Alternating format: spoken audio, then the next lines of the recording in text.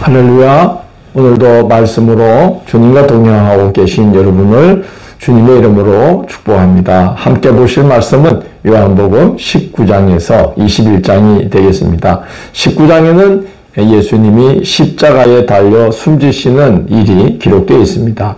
유대교 당국자들이 예수님을 십자가에 못 박아 죽이기 위해 집요하게 총독 빌라도에게 십자가형을 언도할 것을 요구합니다. 빌라도는 예수님을 두 번째로 신문할 때에 적절한 징벌을 가하면 유대인들이 한발 물러서리라 생각하고 채찍질을 가하고 가시관을 씌워서 예수님을 좀 우스꽝스러운 모습으로 예수님에게 모욕을 가한 후에 예수님을 유대교 당국자들과 백성들 앞에 세우고 이 사람을 보라고 말합니다. 예수님에게 씌워졌던 유대인의 왕이라는 고발이 자기가 볼 때는 터무니없는 주장이라는 것을 말하고 있는 것이죠. 너희가 고발한 이 사람을 보라. 어떻게 이렇게 지금 처참한 모습을 하고 있는 이 사람이 유대인의 왕이라고 말을 할 수 있었겠느냐라고 말을 하는 것입니다. 그러자 사람들은 이번에 고발 내용을 바꿉니다. 그가 하나님의 아들이라고 주장했다는 거죠. 그 말을 들은 빌라도는 더욱 두려운 마음이 들어서 예수님을 관정 안으로 데리고 들어가 자신에게는 놓아줄 권한도 있고 십자가에 못 박을 권한도 있으니 너는 너에 대해서 무엇이라고 생각하느냐라면서 이제 예수님을 가능하면 풀어주려고 한 번 더 애를 씁니다. 그러자 이번에는 유대교 당국자들이 빌라도가 빠져나갈 수 없는 협박을 합니다. 이 사람을 놓으면 가이사의 충신이 아니니이다. 무릇 자기를 왕이라 하는 자는 가이사를 반열하는 것이니이다. 라고 빌라도를 협박합니다. 예수를 놓아주면 반역자를 두둔한다고 가이사에게 고발하겠다는 협박을 한 것입니다. 빌라도는 어쩔 수 없이 재판을 시작하고 예수를 십자가에 못 박으라고 이제 군중들의 재촉을 이기지 못해서 십자가형을 언도를 하게 됩니다. 그런데 그 와중에 요한은 매우 중요한 사실을 언급하고 있습니다. 14절을 보면 이날은 유대인의 준비일이요. 그렇게 요한이 기록을 해놨습니다. 6월절 준비일은 6월절 속죄제사의 제물이 될 희생양을 잡는 날입니다. 6월절은 이스라엘이 애굽의 종살이에서 건진받은 구원의 날, 그 구원을 기념하는 날이죠. 요한은 바로 이 기록을 통해서 예수님이 속죄의 제물로 십자가에 달리시게 되었고 그로 인하여서 인류를 죄에서 구원해 주시는 구원의 역사를 성취하게 되었음을 증거하고 있습니다. 악한 사탄이 어둠의 권세를 총동원하여 예수님을 제거하여 하나님의 구원 계획을 막아보려고 했지만 오히려 하나님의 구원 계획을 완성하는 데 그 세력이 일조하게 되었음을 증거하고 있는 것입니다. 예수님은 숨지실 때 다 이루었다고 선언하십니다. 사람이 보기에는 실패도 그런 실패가 없는데 다 이루었다고 말씀합니다. 19장 후반부에는 죽은 자가 산 자를 살리고 죽은 자가 산 자를 변화시키는 사건이 소개되어 있습니다. 사내들인 공회 의원으로 내심 예수님을 믿었으나 드러내놓고 예수님을 따르지 못했던 아리마대 사람 요셉과 니고데모가 빌라도에게 예수님의 시신을 요구하여 샘무덤에 안치하고 몰약과 침향 섞은 것을 100리터라 약 34kg 정도를 가져와서 예수님의 시신을 거둡니다. 침향은 당시 왕가 사람들의 장례에 주로 사용되었던 매우 진귀한 용품인데 이 니고데모는 예수님의 왕되심을 나타내기 위해 몰약에 침향을 섞고 주님을 섬긴 것이 아닐까 생각이 됩니다. 십자가에서 죽은 예수님이 그처럼 사람을 변화시켰다면 죽음에서 살아난 예수님은 얼마나 더 구원의 능력을 나타낼 수 있겠습니까? 로마서 5장 10절에서 바울은 이렇게 증거합니다. 곧 우리가 원수 되었을 때 그의 아들의 죽으심으로 말미암아 하나님과 화목하게 되었은즉 화목하게 된 자로서는 더욱 그의 살아나심으로 말미암아 구원을 받을 것이니라고 부활의 능력이 얼마나 놀라운지를 증거하고 있습니다. 20장, 21장은 예수님의 부활을 증거하는 장입니다.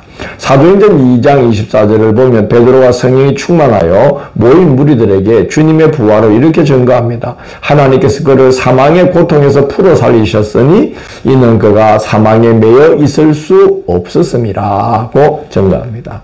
부활하심으로 생명의 구주가 되심을 베드로가 증거했던 것입니다.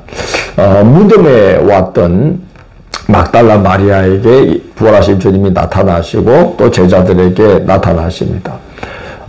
예수님은 자신을 배반하고 버린 제자들에게 나타나셔서 먼저 평강을 비시는 인사를 하시고 그리고 서로 용서하라고 권고하십니다.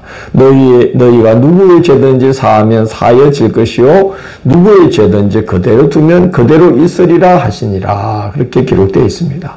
제자들 가운데 주님을 버린 죄책감으로 누가 더 잘못했는지 잘못을 따지면서 책임을 전가할 위험성이 높아졌을 것입니다. 그런데 제자 공동체는 깨어지고 제자 공동체가 깨어지면 교회 공동체는 시작도 할 수가 없는 것이죠. 그래서 예수님은 서로 용서하기를 요청하셨다는 생각이 듭니다. 그리고 주님이 제자들을 다시 찾아가십니다. 21장에 그 기록이 나와 있죠. 21장 2절, 3절을 보면 베드로가 나는 물고기 잡으러 가겠다고 하자 제자들이 베드로를 따라 나섭니다. 부활하신 예수님은 그들이 눈으로 보기도 했고 사람을 예수님께로 초대하라는 사명도 받았지만 다시 옛 생활로 돌아가 버린 것입니다. 예수님은 그들이 고기잡이 하는 곳으로 다시 찾아가셔서 처음 제자들을 부르실 때와 같이 그물을 배 오른편에 던지게 하셔서 많은 물고기를 잡게 하십니다. 그제야 제자들이 예수님을 알아봅니다. 아마 부활하심으로 인해서 모습이 변형되셨던 것 같습니다. 주님은 베드로에게 네가 나를 사랑하느냐고 3번 물으시고 내 양을 먹이라고 3번 당부하십니다. 이것은 2가지 이유 때문에 그렇게 하신 거라 생각됩니다. 첫째는 주님을 사랑하지 않고는 주님의 양무리를 돌볼 수가 없는 것이죠. 그래서 나를 사랑하느냐 3번 물으셨다고 생각됩니다. 그리고 베드로는 3번이나 주님을 모른다고 부인했습니다. 동료 제자들 사이에서 베드로의 수제자로서의 권위는 이미 아마 다 잃어버린 셈이 되었을 겁니다.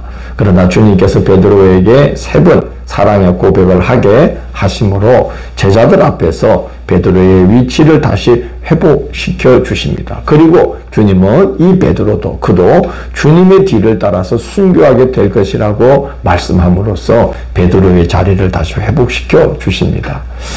제자들이 실족하지 않도록 사명의 자리로 다시 불러내시는 그 주님의 인내와 사랑을 우리가 봅니다.